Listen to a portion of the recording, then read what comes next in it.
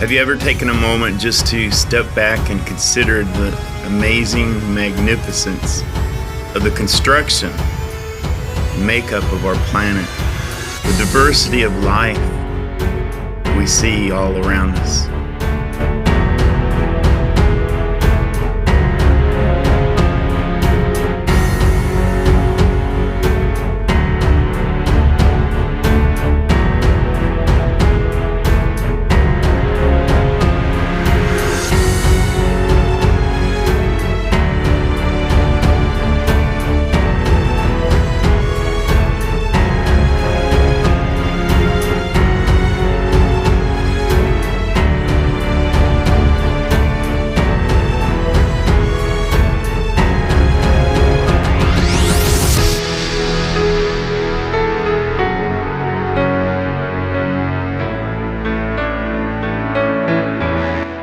There are many different opinions on how it all started, but one thing we can all agree on is the magnificence and the splendor of all that we observe on our tiny little blue planet.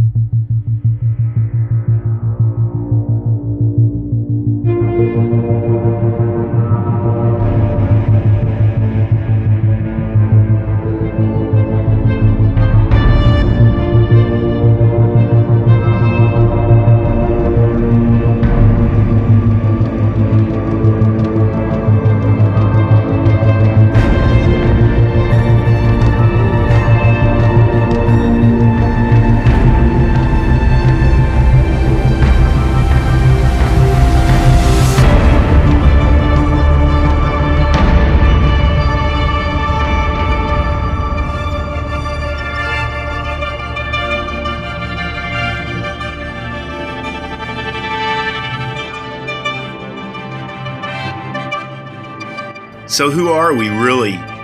How did we get here? Where did we come from? These are questions that mankind have struggled with for thousands of years and still have yet to come up with an adequate answer. Some believe that we may just be the product of a celestial giant bubble machine creating giant universes that just sprang into existence, while others believe that we just sprang from a point of energy that burst into an entire universe. Others believe that we are intentionally created by a divine creator. So what's the answer? And is there a way that we could possibly find out?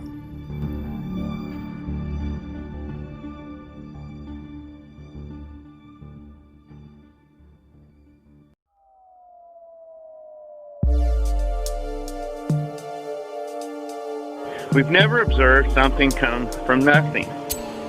Now think about this. The universe is something. This world we live in is something. You and I are something. Now, science shows that this universe is finite. What that means is it had a beginning and it's going to have an end. So, if something has never been observed coming from nothing, that means the universe came from something, right? The problem is that this very simple conclusion drawn from easily observable facts causes a great deal of trouble for some. If the universe is finite, and we've never observed something come from nothing, this means the universe came from some other source. Think about it. If there was ever a time when there was nothing, there would still be nothing. So scientists have to explain why there is something instead of nothing, right? But then someone responded and said, we have observed at least one thing come from nothing. No, it wasn't something as complex as a dog, but it was what they call virtual photons in the famous Casimir effect or Casimir experiment. The famous Casimir effect, which was predicted by Casimir in 1948. Surprisingly, two conducting uncharged parallel plates attract each other in a vacuum. The reason is that there are always virtual photons. Photons are particles of light. There are virtual photons that come into and out of existence, even though no real photons may be present. Virtual photons cannot be directly observed, but they have consequences that can be observed. Because photons carry momentum and because there are fewer photons between the plates, there's an imbalance of light pressure which produces an attractive force on the plates. This force is extremely small and was not accurately confirmed until a half a century after its prediction. So here's basically what the argument is saying in a nutshell. They're saying that it's at least possible that the universe sprang from nothing because we have observed something come from nothing, and that's virtual photons in a quantum fluctuation. Before you go trusting in quantum fluctuations to save the day, there's a couple of things I'd like you to consider about quantum fluctuations. These virtual particles are governed by the Heisenberg uncertainty principle. It's just a fancy name for a simple law that says, in part, that a short-lived state cannot have a well-defined energy. And that just means that the law places a limit on the amount of time that a quantum fluctuation can exist. You see, the greater the energy of a fluctuation, the shorter the interval can be for the amount of time of that fluctuation. Calculations of the energy of our entire universe show that it's quite enormous. That would mean that if our entire universe were in fact the result of a quantum fluctuation, that energy content would result in the existence of our universe for an incredibly small amount of time.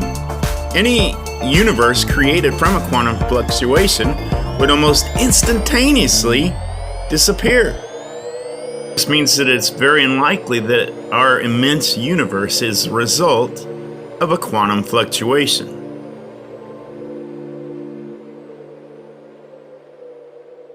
Another problem is that in order for a quantum fluctuation to occur, there must already exist space and time perimeters for it to fluctuate into. So you end up with a real chicken or egg problem here. So how could you have the perimeters needed for a quantum fluctuation of an entire universe to occur without having the entire universe already in existence to set up the perimeters for the quantum fluctuation to occur? So defenders of this argument really only have one reply, and that is that the Heisenberg uncertainty principle requires the universe to have always existed in some state. This is where the theory that it always existed as a zero point of energy stems from. The problem then is that physicists will turn around and tell you that the universe is quantized, nothing smaller than a Planck can exist. Planck, named after physicist Max Planck, is the theoretically smallest point in which anything could possibly exist. You look at a television screen, you know that that screen is made of thousands of tiny little pixels, and that the smallest point that anything can exist on that screen is 1 pixel. You could think of the entire universe as being an enormous television screen, and the smallest point in which anything could exist being only 1 pixel or Planck. The problem is that if the horizon were only about 4 Plancks, then a wavelength of only about 1 Planck could occur. That means that once you shrink the entire universe down to a zero point of energy, which is less than 1 Planck, it's impossible for a quantum fluctuation to even occur. There's no pixels or space-time within which a quantum fluctuation to occur.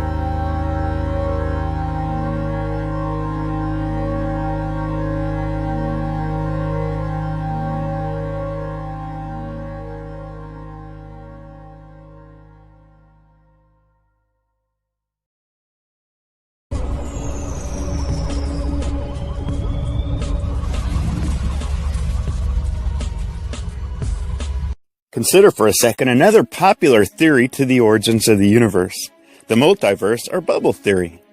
Born from the need to explain how our universe became so fine-tuned to support life, the theory suggests that there is actually an infinite number of universes. The theory is that if there were an infinite number of universes, then an infinite number of conditions could exist.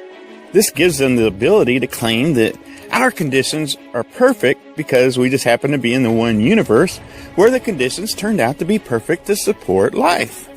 This is an interesting notion and it's fun to explore. I mean, it makes for great movies, but if this is the backdrop to your favorite sci-fi TV show, then I'm sorry to burst your bubble. Quite literally. This is because when you really think about it, the word universe means all that exists. So that means that even if something else did exist, it wouldn't be another universe because it still is included in the definition for all that exists. It would therefore be only part of our one universe. Say hypothetically that an infinite number of universes could exist in which all possible conditions existed. Then this would logically require at least one universe to exist in which its parameters were that no other universes exist.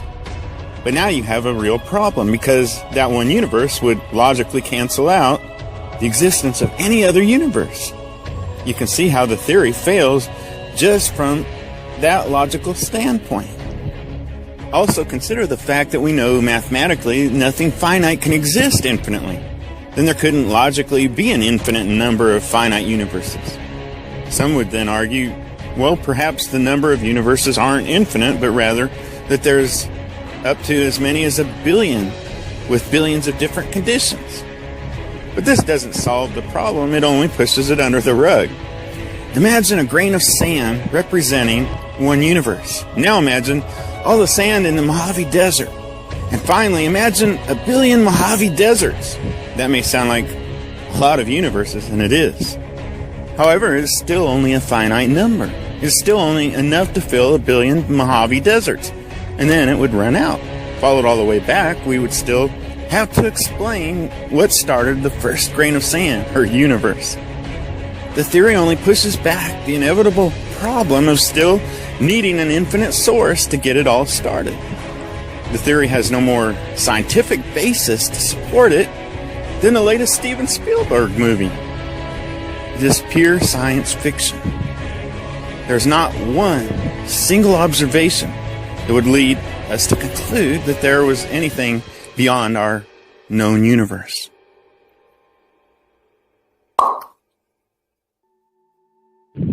So what does that tell us? It tells us we're still stuck with the same problem. The finite universe that we observe today had to have come from something else. It has to exist because of some other source.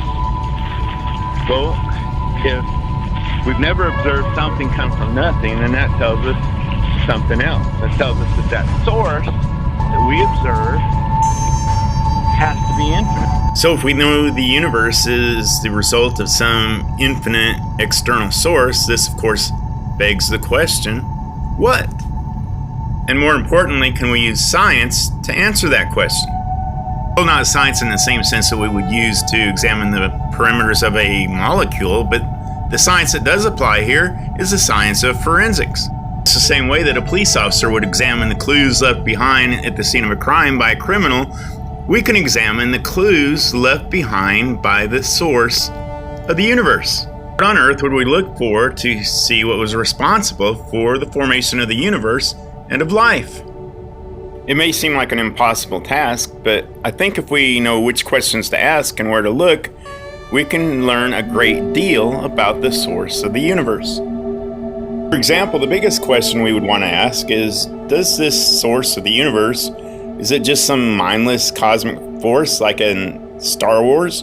Or does it actually possess intelligence? To solve this riddle, all we have to do is turn to the other sciences and see how scientists already detect intelligence. For example, when an archaeologist uncovers an object, how does he determine whether it's just a naturally occurring object or an actual artifact?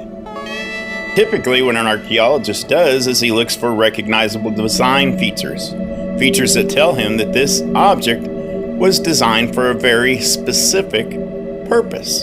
So let's look at a couple other sciences and see how scientists tell us that they detect intelligence.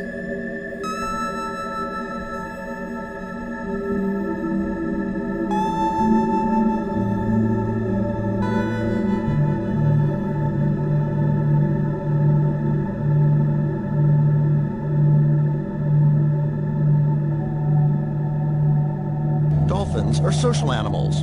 They travel in groups. So can they plan together? I've seen dolphins in the wild, and all of a sudden, all the dolphins get together and do a deep dive together. Obviously, somebody's coordinated that behavior. How do they do that? Are they actually communicating? It would help if we could just ask them. What are you saying? Now, they make different sounds. Yeah, French is yes, he's very vocal. Show me the difference between a click and a whistle. Here's his whistle. And these are his clicks. Scientists think these clicks and whistles could be the building blocks of a language. But no one has yet figured out how to translate them. Yeah, you have a lot to talk about, don't you, mister? Stan and Terry have devised an amazing two-step experiment. It's designed to test whether dolphins are just trained performers, or can they plan and come up with tricks of their own? Ronnie and Bill forward, Richie and Paya from shallow to way back. First, the dolphins are asked to learn a concept, to create a trick of their own, not just a rote behavior. Now, Stan and Terry are upping the ante. They want to see if their two-star dolphins, Ronnie and Bill, can create something together. This means the dolphins are going to have to think, plan, and hopefully communicate. So you're building them up now to the big moment. Okay, we're gonna do create this time. Ready? Fingers up. Together. Create. Underwater, Stan gets the dolphins' view of things. His camera is also recording any sounds the dolphins make.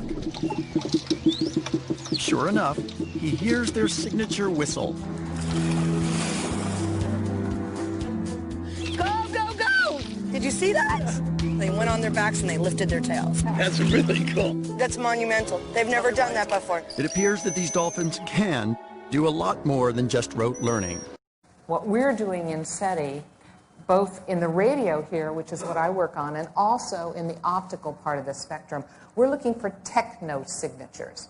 We're looking for something that is engineered. We're looking for things that show up at a very small range of frequencies. Nature produces signals that cover a lot of the spectrum. So here in the radio, we're looking for frequency compression. In the optical, when we look for signals, we look for time compression. We look for bright flashes that last a billionth of a second or less. That might be somebody's laser. So here's 3 different examples of scientists trying to detect intelligence.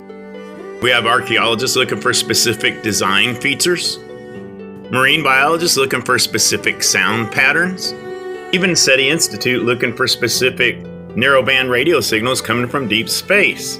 You notice the commonality between all 3 in order to detect intelligence? That would be specificity. Specificity, simply put, means anything that we observe that has a particular fitted use or purpose. And specificity literally becomes our intelligence detector.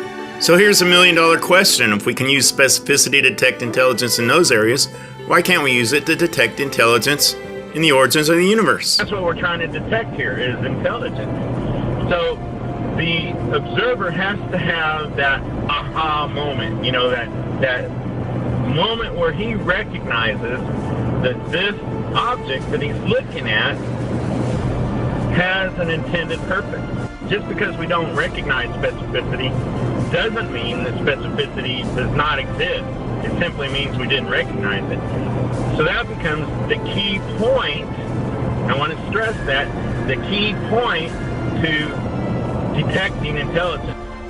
And that's what defines things of a specified nature from things of a complex nature. You can see complex things created naturally all the time in nature, but that doesn't mean that they were created by an intelligent source. It just means that the laws of physics cause them to come out with a complex pattern, or cause them to come out looking complex. The key to specificity is to have that aha moment where you actually, something clicks and you know that object had a purpose. That object was created for a specific goal.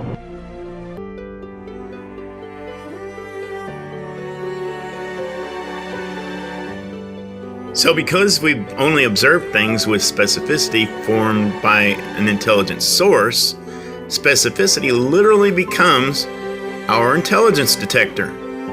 This means whenever we observe something formed for specific intent or purpose, aka specificity, we can be sure that it was formed by an intelligent source.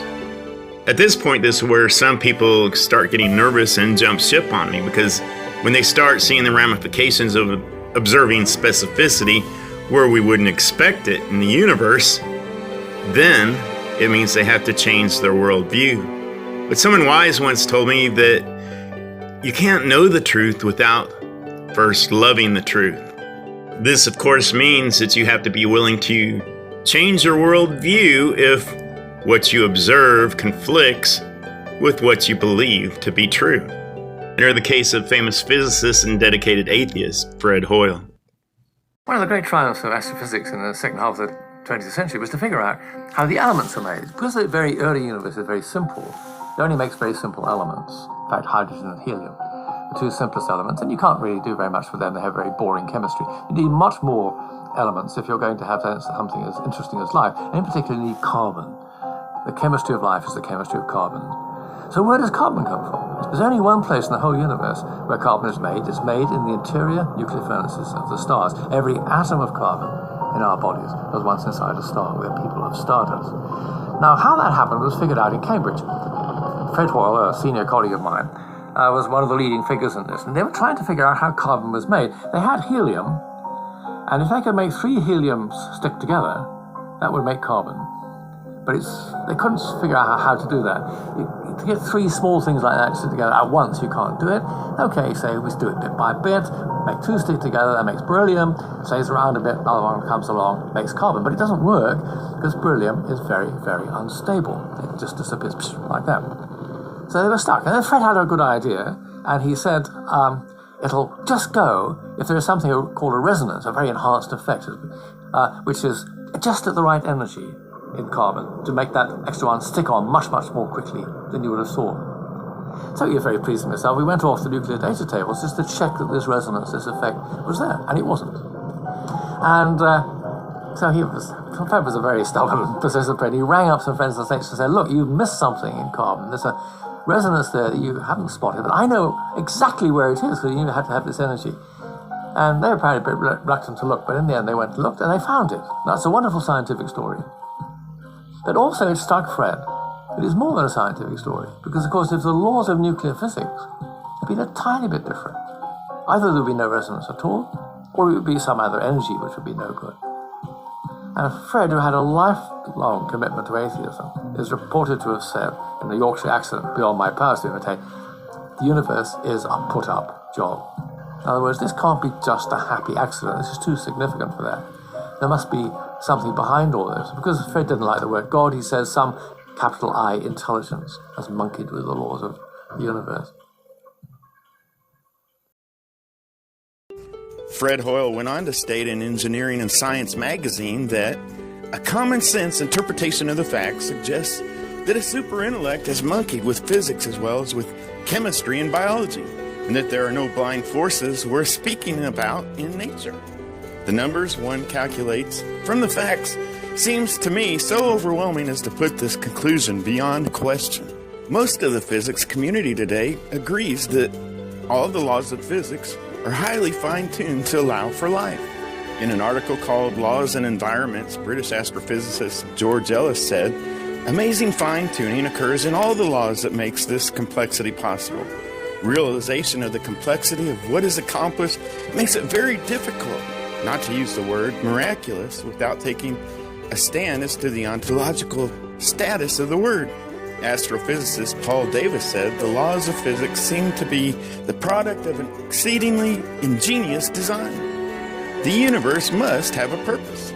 A prevailing view in physics today is that the balance of very technical concepts like electromagnetic forces, nuclear intensity, strength of gravity, mass of material, temperature, excitation of nuclei, and the rate of expanse all had to be fine-tuned somehow just to make the mathematical possibility of the formation of the universe even possible. The laws of physics are balanced on a razor's edge just for life to even exist. The cosmological constant, crucial to all popular theories on the development of our universe, must be inexplicably fine-tuned to the accuracy of 1 part in 10 to the 53rd power, just for a life-permitting universe to exist. If the constant speed of light were altered slightly, it would change all the other constants enough to preclude life. Then consider how the centrifugal forces of all the planets have to be precisely balanced with their gravitational forces just to allow them to remain in orbit around the sun. Scientists tell us that even the other planets in our solar system are vital to life here on Earth.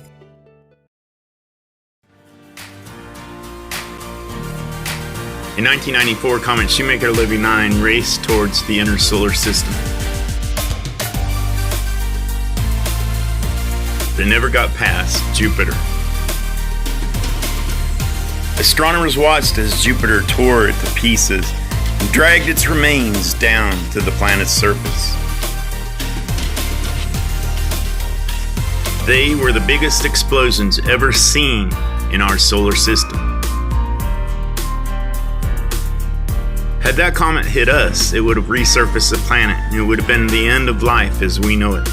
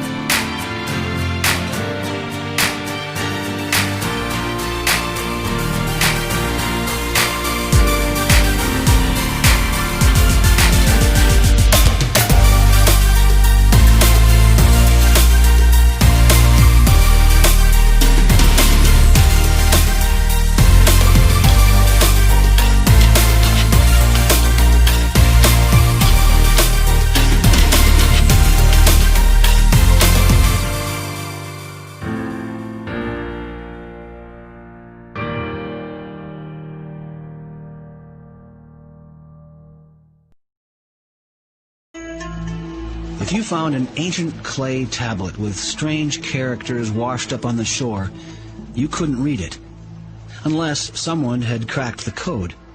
But you'd still know the letters represented a language, even if you didn't know anything else about the author or his civilization. Language is recognizable, even if you can't read it. Take Morse code. It has three basic parts: dots, dashes, and spaces. These three simple parts are combined to represent letters. There are 26 letters in the English language, which are combined to form over 400,000 words. Those words can, of course, be combined into an infinite number of sequences or sentences. There is evidence that DNA represents a language. 4 basic units, called nucleotides, combine into a code for 20 amino acids.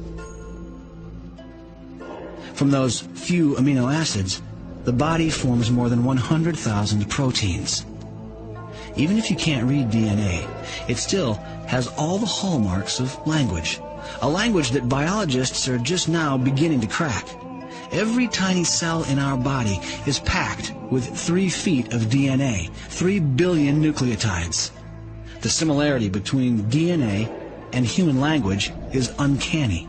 In addition to codes, both use similar techniques to pack, access, rearrange, copy, and translate information. DNA seems to represent a language, the language of life. DNA is not simply a computer programming language, but as you have already seen, there are some startling analogies between DNA and computer code. We can view each cell as a CPU, or a central processing unit, running its own kernel. As you probably know, in computing, the kernel is the main component of most computer operating systems. It's a bridge between applications and the actual data processing done at the hardware level. So each cell has a copy of the entire kernel.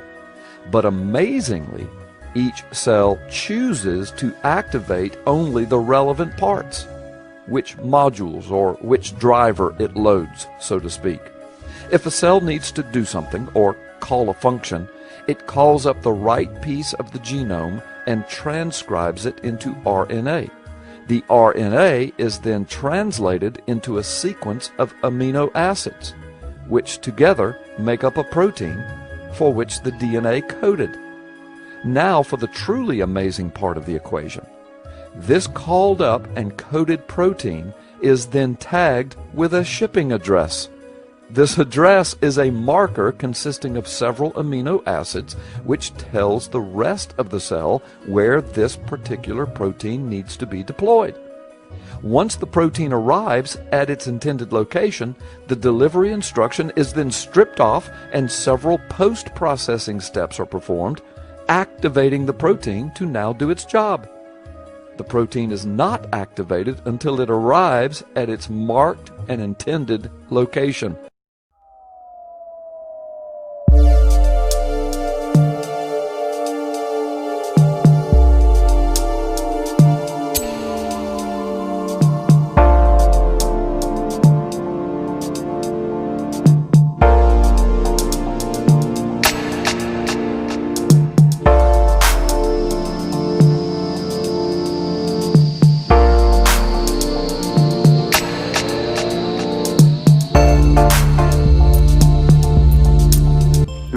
Couple of these examples. There was the idea that the universe could have only be one of a multiple infinite number of universes, but there's not a single observation that would lead one to such a conclusion.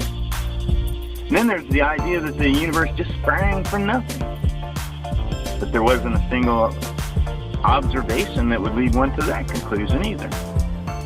There's not anything that anyone has observed to lead us to conclude that these things happen. Here's another example. You saw a moment ago how DNA resembles a highly specified language or code. However, a very popular view today is that this code formed itself through natural biological processes called random mutation and natural selection, aka evolution. So you would think with such a popular view that there must be some good observable evidence to draw such a conclusion. What I'm about to say may come as a shock to some of you and maybe even cause you to tune me out. But all I ask is, since it came this far, would you at least hear me out for just a couple of minutes longer? When you boil them all down, there's really only two possible explanations for the origins of life. It either formed through natural processes or it was created by an intelligent source. If an intelligent source formed all life, he'd have done it so that all organisms could function well together in this one biosphere that we call Earth. It means that evidence for an intelligent designer would require two things. One would be that many of the different life forms possess similar features. Kind of like how all automobiles have round wheels and some sort of engine. Secondly, we would expect to see that key component to detecting intelligence, specificity. On the other hand, the two evidences we would expect for all life being the product of natural processes would be that all life forms, again, have similar features. Secondly, we would either expect to observe the process at work in the fossil record or in the laboratory. Notice here how both theories expect to observe similar features among the various life forms. Here's the thing you have to understand. Whenever two opposing views expect the same evidence, that evidence can no longer weigh in on the issue. It becomes polysemic evidence and must be thrown out. For example, in the famous Robert Blake murder trial where he was accused of murdering his wife, prosecutors claimed that gunshot residue on his hands and clothes was evidence of his guilt. They based it on the simple fact that whenever a gun is fired, it expends trace amounts of primer residue in all directions. However, the defense attorney argued that it's been proven that this type of residue can be transferred onto the hands and clothes by other innocent means, especially to gun owners by their own personal guns. So if somebody has those primer residues on their hands, they may have some questions to answer. It tells you four things. Basically, one would be if a shooter fired a gun, or if they were in the general vicinity of a gun being fired, or if they picked up a gun that had recently been fired. And the last is it could be contamination from, say, if they had gotten in the back of a police car or something like that. Since Blake was a handgun owner, he would then be expected to have other logical explanations for the presence of gunshot residue on his hands and clothes and still be innocent. This rendered the gunshot residue evidence to be polysemic and useless in proving his innocence or guilt. Likewise, since both theories on the origins of life expect similarities between the various life forms, it renders that type of evidence, similarity evidence, as being useless in the argument. It's polysemic and must be thrown out. Other and stronger evidence is required. So in order to prove design, we would have to observe specificity, and in order to prove evolution, we would have to observe the process at work either in the fossil record or the lab. Here's a fact that may shock you. Out of all the evidence for evolution, there's not a single example of either. None. In the fossil record, there's not a single example of a finely graduated chain of fossils leading from one major form to another. You will find that all evolutionary arguments in the fossil record for evolution are based on similarity arguments. But again, I simply cannot stress this enough. Similarity arguments cannot be used to weigh in on the issue. Evolution theory says that random mutations occur during reproduction, and then natural selection kicks in and selects those mutations which give the organism an advantage. It says that over millions of years, new and more advanced life forms emerge from this process. This, of course, would mean that there must be a whole lot of new information being added to the DNA code over time. In order to prove this from the fossil record, they would need to produce at least one example of a finely graduated chain of fossils between two major forms. And I can't overemphasize the phrase finely graduated here enough.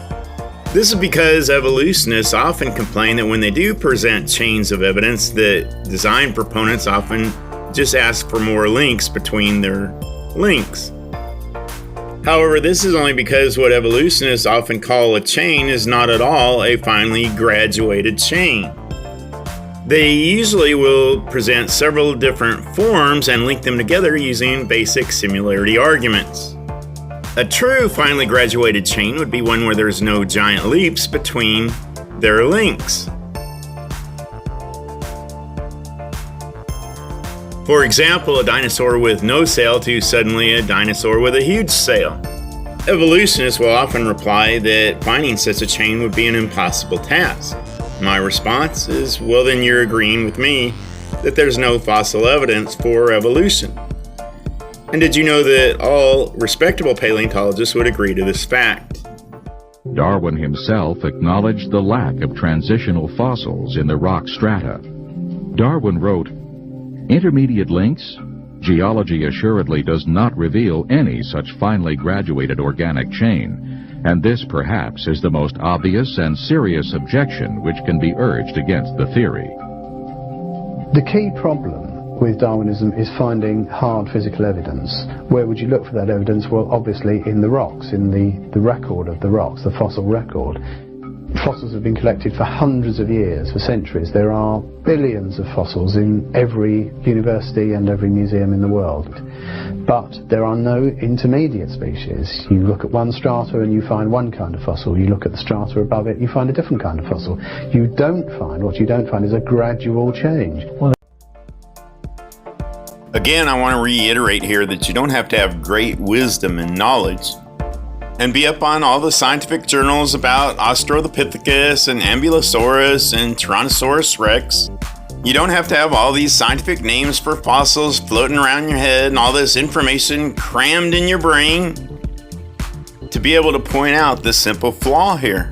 Since there's no finely graduated chain of fossils leading from one major form to another, that's really all you need to know.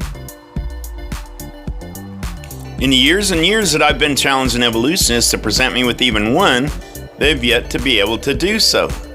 This fact leaves them only one other place that they could point to for evidence of evolution. If we could actually observe new information that didn't previously exist being added to the genome of any multi-celled organism, which gives it a beneficial advantage, then that just actually might do it. It would at least show us that there's a process at work that makes the theory halfway feasible. Of course, it would require that we observed it under a controlled environment where we knew for certain that the genes didn't previously exist in some small minority of the population. I say that because evolutionists will often cite an organism's ability to adapt to various adverse environments. For example, a population of insects becoming immune to various insecticides. However, this isn't an example of new genetic information being formed. The gene, after closer examination, is discovered to have already existed in a small population in the organism and becomes predominant after their relatives are all killed off. A good example is how Hitler thought he was going to create a blonde-haired, blue-eyed master race. He thought by killing off all the brunettes and redheads and only blonde-headed, blue-eyed people there to mate, they would have blonde-headed, blue-eyed babies, that this would create a master race. From this example, we know that it didn't create a new blonde gene, it just made the already existing blonde genes become predominant in the population. At this point is when evolutionists often step up and say, wait a minute, we've observed gene increasing information happen in bacteria. The problem with using bacteria as evidence is they're a very unique organism with a special type of DNA called plasmids. And this type of DNA is unique to almost any other kind of organism on Earth. After closer studies were done, it was found that the changes that occur were the result of environmental changes, not random mutation and natural selection. It's almost as though they were designed this way, with the knowledge that they don't have the ability to migrate. And so they had to be given novel ways in which they could metabolize new food sources. So that's why we need examples from a multi-celled organism, which have never yet to be presented.